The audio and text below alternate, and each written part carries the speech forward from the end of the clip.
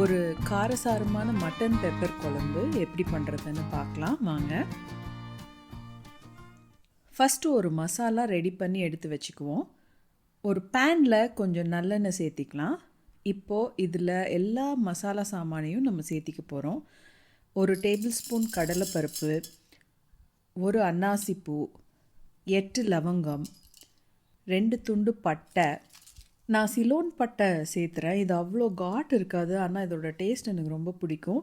Regular பட்டையும் சேர்த்திக்கலாம். நீங்கள் ரெகுலர் பட்டை சேர்த்துறீங்க அப்படின்னா கொஞ்சம் கம்மியாக போட்டுக்கோங்க. சிலோன் பட்டை வாங்கிறதுக்கான லிங்க்கு நான் டிஸ்கிரிப்ஷனில் கொடுத்துருக்கேன்.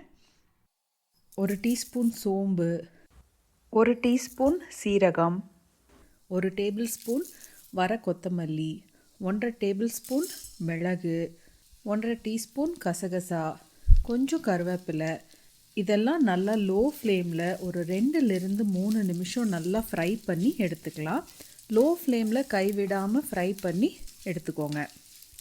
கடலைப்பருப்பு நல்லா ப்ரௌன் கலராக ஆயிடுச்சுன்னா நம்மளுக்கு ஃப்ரை ஆயிடுச்சுன்னு அர்த்தம்.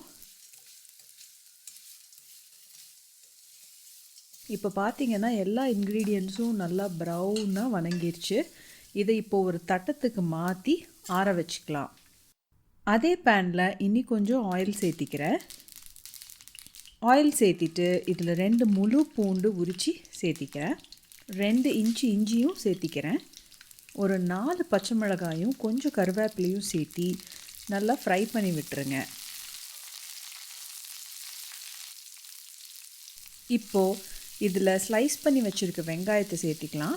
சேர்த்திட்டு ஒரு 4 தக்காளி நறுக்கி வச்சதையும் சேர்த்திக்கலாம். வெங்காயம் தக்காளி இதெல்லாம் நல்லா ஒரு வாட்டி கலந்து விட்டுருங்க. இப்போது இந்த பேன் மேலே ஒரு மூடி போட்டு மூடி வச்சு ஒரு 5 நிமிஷம் வேக விடலாம். இப்போ பார்த்தீங்கன்னா தக்காளி நல்லா சாஃப்டாக மசிஞ்சு வர அளவுக்கு வெந்து வந்துருச்சு. இந்த ஸ்டேஜில் நம்ம கேஸை அணைச்சிடலாம். இப்போது இது எல்லாத்தையும் நம்ம அரைச்சி எடுத்துக்க போகிறோம். ஒரு மிக்ஸி ஜாரில் நம்ம ஃப்ரை பண்ணி வச்ச ஸ்பைசஸ் எல்லாத்தையும் நான் சேர்த்திக்கிறேன். சேர்த்திட்டு இதை ஒரு நல்ல பவுடராக அரைச்சி எடுத்துக்க போகிறேன். இப்போ பார்த்தீங்கன்னா இது ஒரு நல்ல பவுடராக அரைச்சி வந்துருச்சு. இதில் நம்ம வதக்கி வச்ச வெங்காயம் தக்காளி கலவையும் சேர்த்திக்கலாம். சேர்த்திட்டு இதை நல்லா ஒரு ஃபைன் பேஸ்ட்டாக அரைச்சிக்கலாம்.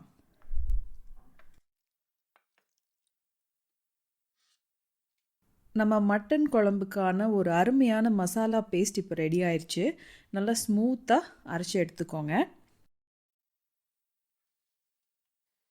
இப்போ குழம்பு வச்சிடலாம். ஒரு 5 லிட்டர் ப்ரெஷர் குக்கரில் 2 டீஸ்பூன் நல்லெண்ணெய் சேர்த்திக்கிறேன். லோ ஃப்ளேமில் இருக்கட்டும். இதில் 1 டீஸ்பூன் மஞ்சள் தூள் சேர்த்திக்கிறேன். 1 டேபிள் ஸ்பூன் காஷ்மீரி மிளகாத்தூளும் சேர்த்திக்கிறேன்.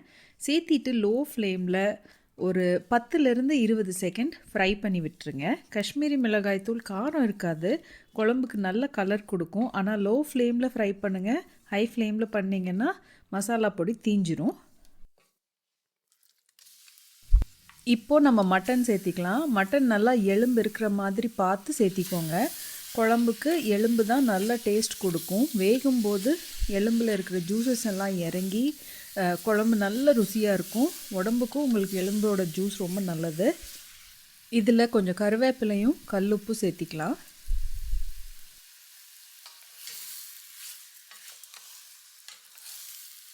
இப்போது நம்ம அரைச்சி வச்ச மசாலாவை சேர்த்திக்கலாம்.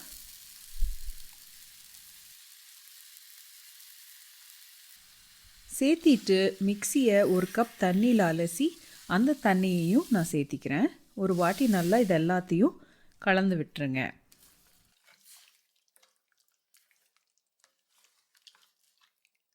கூடவே ஒரு 3/4 கப் எக்ஸ்ட்ரா தண்ணியும் நான் சேர்த்திக்கிறேன். சேர்த்திட்டு எல்லாத்தையும் நல்லா கலந்து விட்டுருங்க.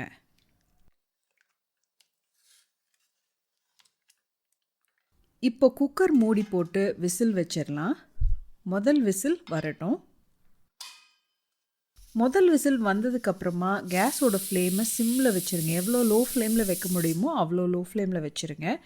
வச்சுட்டு ஒரு 20-25 நிமிஷம் இந்த மட்டன் குழம்பு வேகட்டும். டைம் கணக்கு வச்சுக்கோங்க. எத்தனை விசில் வருதுன்னு கணக்கு வச்சுக்க வேண்டிய அவசியம் இல்லை. வெந்ததுக்கு அப்புறமா விசில் நல்லா அடங்கட்டும், அப்புறமா ஓப்பன் பண்ணுங்கள். இப்போ நம்ம குழம்பு நல்லா வெந்து ரெடியாகி வந்துருச்சு.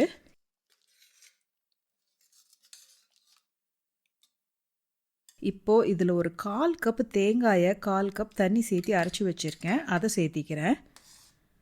சேர்த்திட்டு ஒரு 2லிருந்து 3 நிமிஷம் குழம்பு நல்லா வேகட்டும். தேங்காய் சேர்த்திட்டு நிறைய நேரம் கொதிக்க வைக்க வேண்டியதில்லை. நமக்கு மட்டன் ஏற்கனவே நல்லா வெந்ததுனால இந்த தேங்காய் மட்டும் ஒரு கொதி வந்துச்சுன்னா போதும்.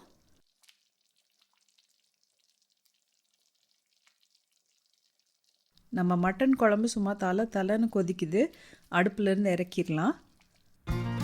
ஒரு சண்டே லஞ்சுக்கு சூடான சாதத்தில் மட்டன் குழம்பு ஊற்றி சாப்பிட்டா ரொம்ப நிறைவாக இருக்கும்.